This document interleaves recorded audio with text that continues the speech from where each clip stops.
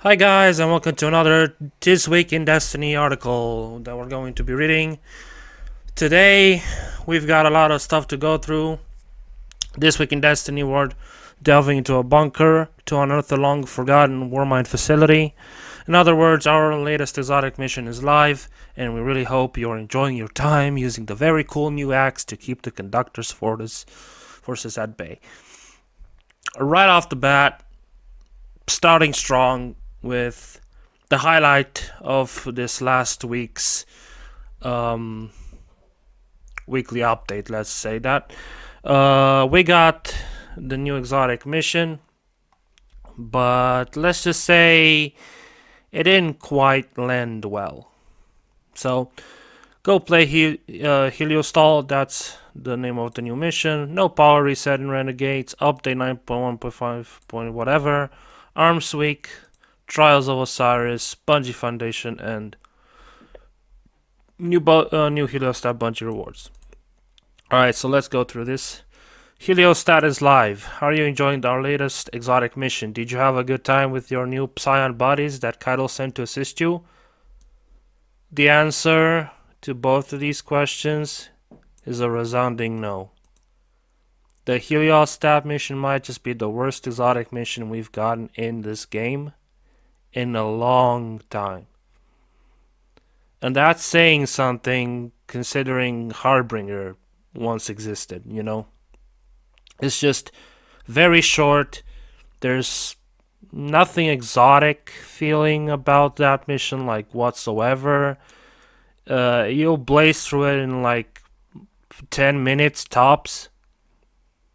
There's hope.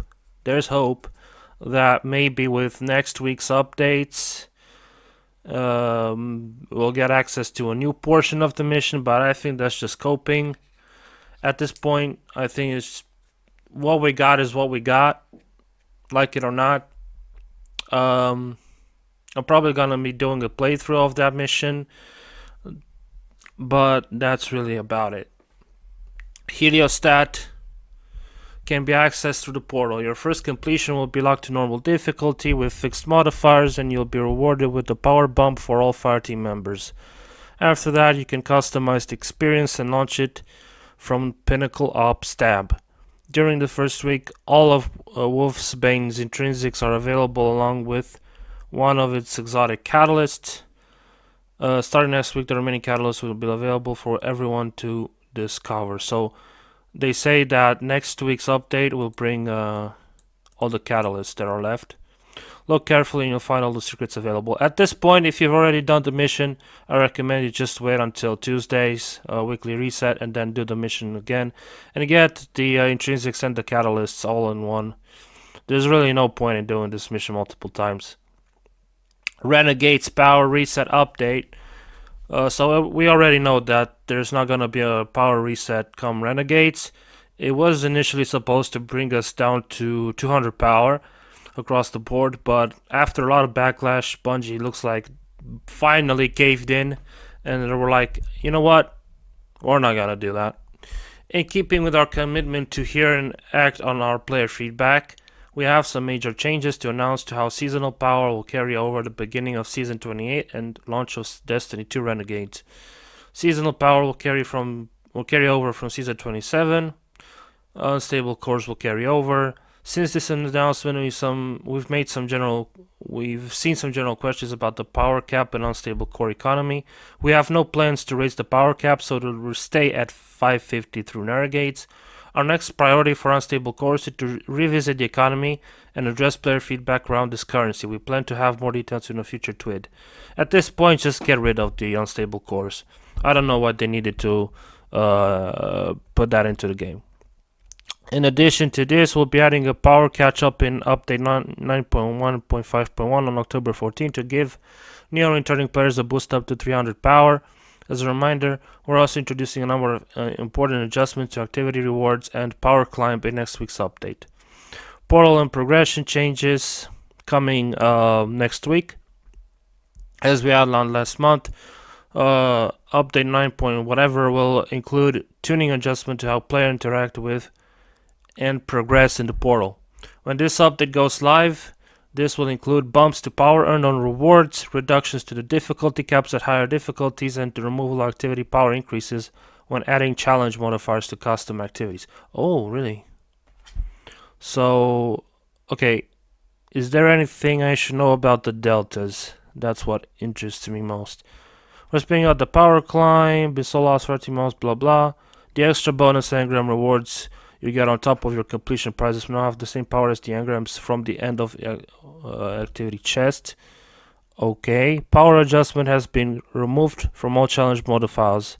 Instead, players are capped in effective power to each difficulty tier, so deltas are still gonna be a thing. Whatever. I mean, I think it's manageable. Really, the deltas. I know a lot of people don't like deltas in this game, but I think they're manageable. I'm not seeing how they can have a long-term negative impact. I just kind of see it as whatever. It brings a challenge. I guess deltas bring challenge, but I don't know. Players will no longer have difficulty tiers auto-selected for them until they meet the power level of the activity. Since the vast majority of players will be at 300 power or above going forward due to the catch-up chest, normal, advanced, and expert quick plays has been removed. Normal, advanced, and expert quick play nodes. Okay, as the expert matchmaking tier from direct launch, so that you can find people when you try to matchmake. Okay, the new node replacing these has been adjusted so that anyone from 10 to 399 can earn good rewards from it. So they're gonna make leveling a little bit easier. So kinda illegal shotguns. They're addressing the new volatile mods that have been introduced with this week's Arms Week. Arms Week is a periodic 1 week event recently introduced in the Edge of Fate in its live this week. It has its own event home where you find your daily and weekly challenges that reward event tokens and reward pass with seasons, reroll chips, and more blah blah blah. With shotguns taking the spotlight in this iteration Arms Week, the Tracking and Stasis Rapid Fire Slug Shotgun is available for the second time ever. It's a new archetype for slug shotgun, and along with perks like proximity power or chill clip, it's worth having one around. Additionally, other legacy shotguns will be available to buy with event tokens. During the second Arms Week event, new mods will be available to earn. Unstable shells, illegal trigger, and aftershock. If you've been playing this week, you probably know what these are. Otherwise, you can just read the description on screen. I'm not gonna go through that. Hope you have a good time earning some nice rolls and blasting enemies away with these broken mods. Yeah, I was hoping they're gonna say something like, you know what, we're gonna keep the illegal trigger mod because it's cool and we want people to have fun, but no, it's not gonna happen. What's for trials? We were just checking and say for teams, so we might as well share these plans. This weekend the map will be redacted and the feature web will be okay, whatever. You can expect to land on Javelin 4 with Auric Disabler as your reward. For those not in know, Auric Disabler is a strength precision frame out rifle that has some great perk combinations. We're also quite fun of slice sword logic for PvP. Well, we heard great things about Firefly Tear for PvE. Okay, so we already know what the reward for this week's trials is gonna be. And we got some stuff on Bungie Foundations for gearing up for Twitchathon. It's that time of the year, Guardians. The Bungie Foundation is hitting the road to sunny San Diego for TwitchCon October 17 to 19. And we're bringing something special for those attending. Track down the Bungie Foundation team at the convention and make an in-person donation to earn the exclusive Big Heart emblem available only at TwitchCon. This is your one and only chance to grab this limited emblem. So be sure to find us and say hi while you're there. So if you plan to go to San Diego between October 17 and 19, you might just be able to get this rare emblem. Limited edition emblem. Bungie rewards, yeah. They're selling this hoodie, So once you complete the mission, the exotic mission, you'll get access to the hoodie. Player support, known issues list. So this is basically a laundry list of issues. Let's see what we have here. So vault from inventory function is not working when using controller. Okay, yeah, I've heard a lot of people having issues with the vault in on consoles. The new competitive emblem from reaching Ascendant 3 is not visible. On collections, clan reward engrams cannot be claimed by players over 500 power. Really? I am 300. I just hit 300, so I don't know about that. Vortex grenades are pushing some enemy types away instead of pulling them in. Yes, I knew that. The change to Warlock Glacial Harvest aspect to remove the stasis shard creation cooldown in PvE will be released. Okay, whatever. Arc changing from the lethal current aspect is now active in combination blow. Exciting. We walk. The finisher is not Grand Wolf and Male. Some ammo issues. The Whirling Ovation Catalyst is not dropping. Heavy crossbows are not piercing non-champions immunity shields. Enhanced Reservoir Burst is not granting its intended bonus. The Stronghold Exotic Armor is not granting infinite guard to special ammo swords. The Heliostat Exotic Mission lists the incorrect selection of champions when previewing the activity. It should state that players will encounter Barrier and Unstoppables. Changes previously made to activity difficulty has been unintentionally reverted. The Heliostat mission is not granting Wolfsbane intrinsics to all players in the fire team. Yeah, I think I heard Cross talk about that. The full spend weekly challenge is not progressing when purchasing non-event weapons from Ida 1. Players are unable to progress the initial calibration quest on alternate characters. Some players cannot complete the Reclaim Missives discovered seasonal challenges. Players are not able to complete the Pinnacle Missives discovered 3 seasonal challenges. Players who complete the Altars and Almanac quest in the Desert Perpetual Epic before completing the Maps and Territories quest in the normal version of the raid are unable to complete the latter quest. The Phase Reese feat wiping the Igrios internet encounter in the Desert Perpetual Epic is triggering too early. I think this features the new Broken Titan.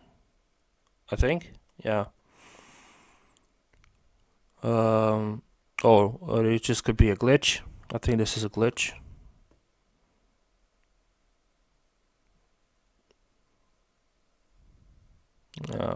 Yeah, whatever.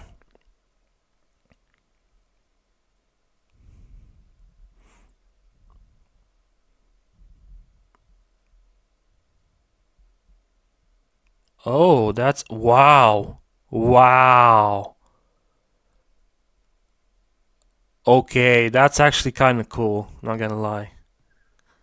That's actually kind of cool. Yeah. Artist of the week.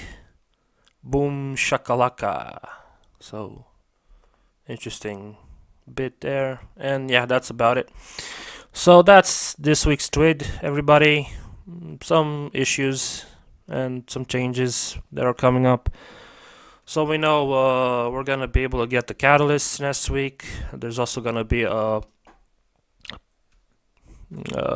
bonus to power increase next week for those of you who want it.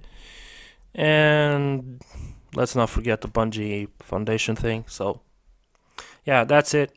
Hope you enjoyed this video, and with that being said, I'll catch you in the next one. Goodbye.